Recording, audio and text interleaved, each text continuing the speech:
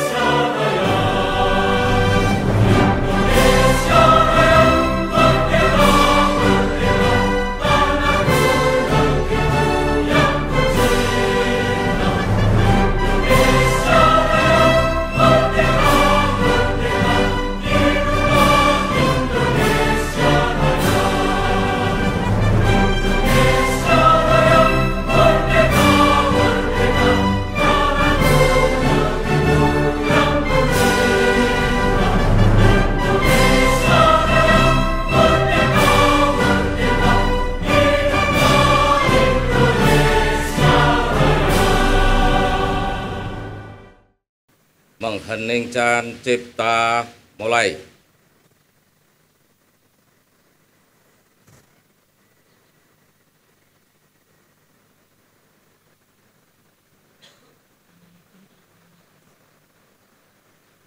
Selesai.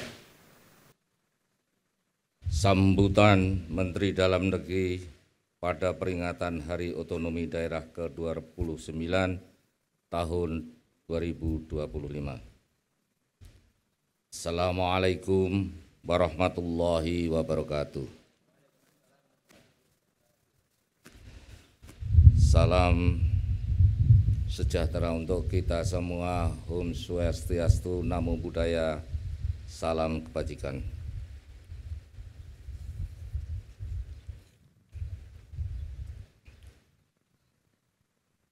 Yang saya hormati sebangsa dan setanah air,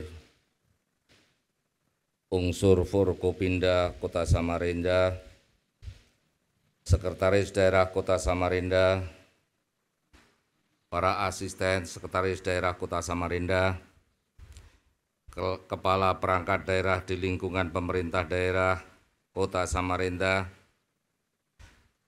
Kepala Bagian Sekretaris Daerah Kota Samarinda, Camat Sekota Samarinda, para peserta Hari Otonomi Daerah tahun 2025, undangan dan hadirin yang berbahagia.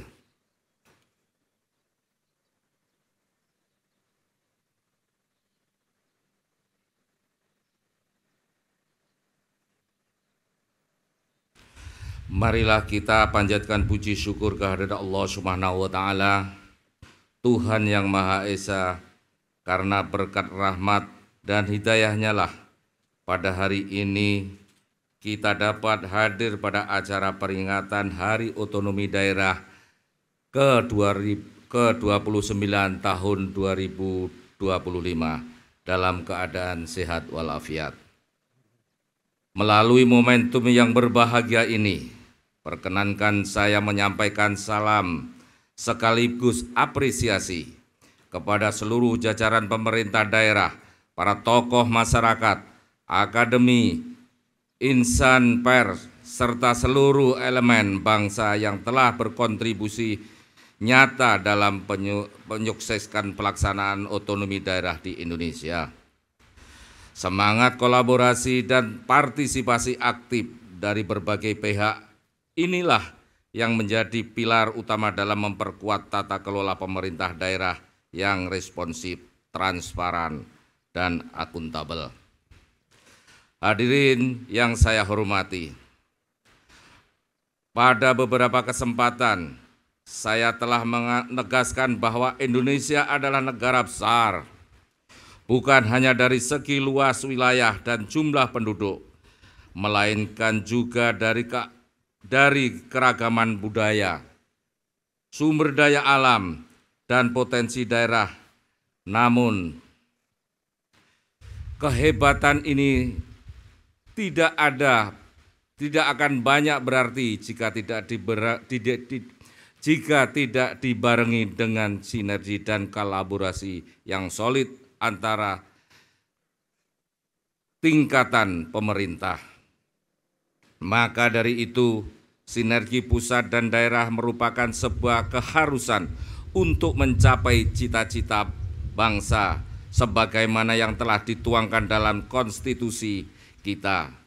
Berangkat dari hal tersebut serta dalam upaya menguatkan komitmen dan keharmonisan langkah kita bersama, maka pada peringatan Hari Otonomi Daerah ke-29 tahun 2025 diangkat sebuah tema, yaitu sinergi pusat dan daerah membangun Nusantara menuju Indonesia Emas 2045. Pemilihan tema ini merupakan refleksi atas pentingnya hubungan harmonis dan konstruktif antara pemerintah pusat dan daerah dalam menyongsong masa depan Indonesia, yaitu Indonesia Emas tahun 2045. Hal ini adalah kesempatan emas untuk membuktikan bahwa kita bisa menjadi bangsa yang maju, mandiri, dan berdaulat. Tercermin dari keunggulan ekonomi, teknologi, pendidikan, dan budaya dengan masyarakat yang adil, makmur, berakhlak mulia. Berkenaan dengan hal tersebut, melalui momentum yang berbahagia ini, saya mengajak seluruh komponen bangsa, khususnya jajaran pemerintah daerah di seluruh Indonesia, untuk terus memperkuat komitmen dengan membangun tata kelola pemerintahan yang baik, inovatif, dan berkolaborasi dan pelayanan publik. Mari kita jadikan otonomi daerah sebagai sarana untuk mempercepat pemerataan pembangunan, memperkuat integrasi nasional, serta meningkatkan daya saing daerah yang pada akhirnya akan berkontribusi terhadap kemajuan bangsa secara keseluruhan. Hadirin yang saya hormati, sebagaimana yang telah ditegaskan oleh Bapak Presiden Prabowo Subianto, bahwa kesatuan visi, arah kebijakan, strategi, serta langkah implementasi yang sinkron dan berkelanjutan di setiap tingkatan pemerintah menjadi salah satu kekuatan untuk bangsa Indonesia dalam menghadapi tantangan beserta menuju Indonesia Emas. Hal-hal strategi yang perlu menjadi perhatian utama bagi seluruh pihak, baik di pusat maupun di daerah, untuk mengharmonisasikan gerak langkah dan tataran implementasi di antaranya.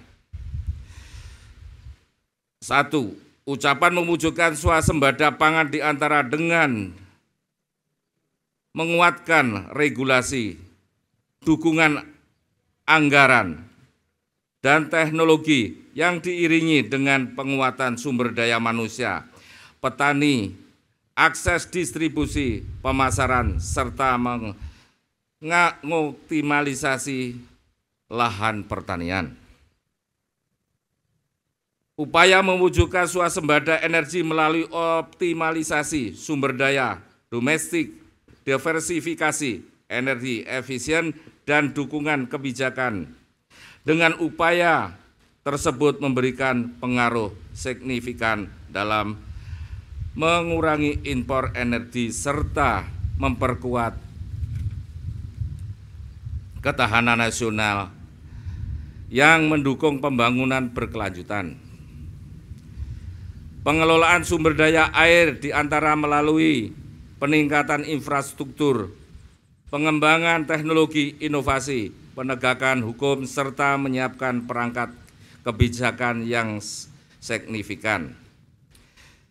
Mewujudkan pemerintah yang transparan, akuntabel, bebas korupsi, dan melayani masyarakat dengan berintegritas. Mengembangkan kewirausahaan serta membuka lapangan kerja di antara melalui kemudahan memulai bisnis dan akses pedoman, pengembangan ekonomi desa, sektor informal, memperluas investasi dan industri padat karya, pelatihan dan peningkatan keterampilan, pengembangan inkubator bisnis di kampus dan daerah, dukungan UMKM dan koperasi, serta kolaborasi pemerintah swasta dan akademisi. 6. Peningkatan akses dan kualitas pendidikan melalui kolaborasi pemerintah, pusat dan daerah, swasta dan masyarakat dengan menfokuskan pada beberapa hal utama, yaitu pemerataan akses infrastruktur, beasiswa, dan digitalisasi pemerintah, kualitas guru, kurikulum, dan fasilitas, serta pengawasan dan keterlibatan publik, termasuk di dalamnya memastikan peserta didik tercukupi asupan gizi melalui program pemberian makanan bergizi gratis. 7. Upaya untuk mewujudkan pelayanan kesehatan yang merata, berkualitas, dan terjangkau. Diperlukan pendekatan menyeluruh yang melibatkan pemerintah daerah, tenaga medis, dan masyarakat. Beberapa upaya strategi yang dapat dilakukan di antara penguatan sistem rujukan dan fasilitas kesehatan, peningkatan kualitas sumber daya manusia, kesehatan, digitalisasi layanan kesehatan, penguatan jaminan kesehatan nasional, pencegahan dan promosi kesehatan, kesediaannya obat dan alat kesehatan, penanganan stunting dan gizi buruk. 8. Reformasi birokrasi dan penegakan hukum merupakan salah satu upaya untuk mewujudkan tata kelola pemerintah yang efektif, efisien, transparan, dan akuntabel.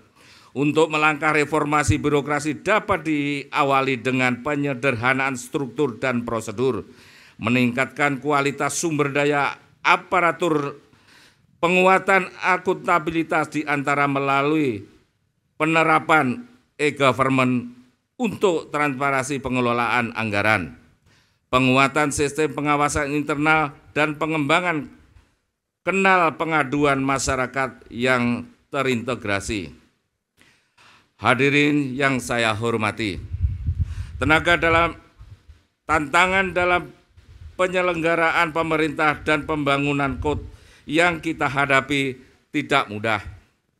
Namun dengan kerjasama dan sinergi antara pemerintah pusat dan daerah, saya yakin kita bisa menghadapinya. Di sisi lain kita harus memperkuat koordinasi antara tingkat pemerintah untuk memastikan agar setiap kebijakan yang diambil implementatif dan tepat sasaran di daerah. Kolaborasi yang efektif antara pemerintah pusat dan daerah dalam pelaksanaan arahan kebijakan nasional memerlukan komitmen serta pemahaman yang sama mengenai prioritas pembangunan yang berorientasi pada kesejahteraan masyarakat. Oleh sebab itu, penting bagi pemerintah daerah untuk tidak hanya menjadi pelaksana, tetapi juga harus menjadi mitra aktif dalam perancang kebijakan dan relevan dengan kondisi dan potensi lokal agar Indonesia dapat berkembang secara adil dan merata. Dalam membangun sinergi antara pemerintah pusat dan pemerintah daerah tidak dapat dilepas dari sederet kapasitas dari masing-masing tingkat pemerintah karena merupakan salah satu faktor kunci untuk pelaksanaan otonomi secara efektif. Pengelolaan pembangunan daerah dan mendukung implementasi kebijakan strategi nasional. Oleh karena upaya peningkatan kapasitas daerah menjadi hal prioritas dengan memberi atensi kepada pertama, penguatan sumber daya manusia, aparatur melalui pelatihan dan sertifikasi kompetisi, kerjasama dengan perguruan tinggi dan beasiswa. Kedua, peningkatan kapasitas keuangan daerah melalui optimalisasi pendapatan asli daerah, desain APBN, APBD berbasis kinerja, dan kerjasama dengan perbankan sebagai upaya membuka akses pembiayaan alternatif. Dan ketiga, penguatan kelembagaan dan tata kelola dengan melakukan reformasi birokrasi, digitalisasi, pelayanan publik, dan peningkatan transparansi serta akuntabilitas. Terakhir, saya juga berpesan agar kita dapat menjadi capaian pelaksanaan otonomi daerah di usia yang ke-29 tahun ini sebagai pijakan untuk terus mengoptimalkan penyelenggaraan urusan dan peningkatan pelayanan publik di tengah-tengah tantangan dan dinamika yang ada. Penguatan kapasitas daerah menjadi hal yang harus dikedepankan dalam pengelolaan sumber daya, mendorong tata kelola yang lebih transparan dan akuntabel, serta meningkatkan sinergi antara pemerintah pusat dan daerah guna menghadirkan pemerintah yang adaptif, responsif, serta mampu menjawab kebutuhan dan harapan masyarakat secara tepat dan berkelanjutan. Hadirin yang berbahagia, akhir kata sekali lagi saya ucapkan selamat Hari Otonomi Daerah ke-29 tahun 2025. Semoga semangat otonomi daerah senantiasa menjadi motor penggerak bagi terwujudnya pemerintah yang lebih baik, pelayanan publik yang lebih prima, dan kesejahteraan masyarakat yang lebih merata di seluruh pelosok Nusantara. Semoga Allah Subhanahu wa Ta'ala, Tuhan yang Maha Kuasa, senantiasa memberi petunjuk, bimbingan, perlindungan, dan pertolongan kepada kita semua dalam upaya membangun bangsa dan negara yang kita cintai. Amin ya Rabbal Alamin. Wabillahi taufik wal hidayah. Wassalamualaikum warahmatullahi wabarakatuh.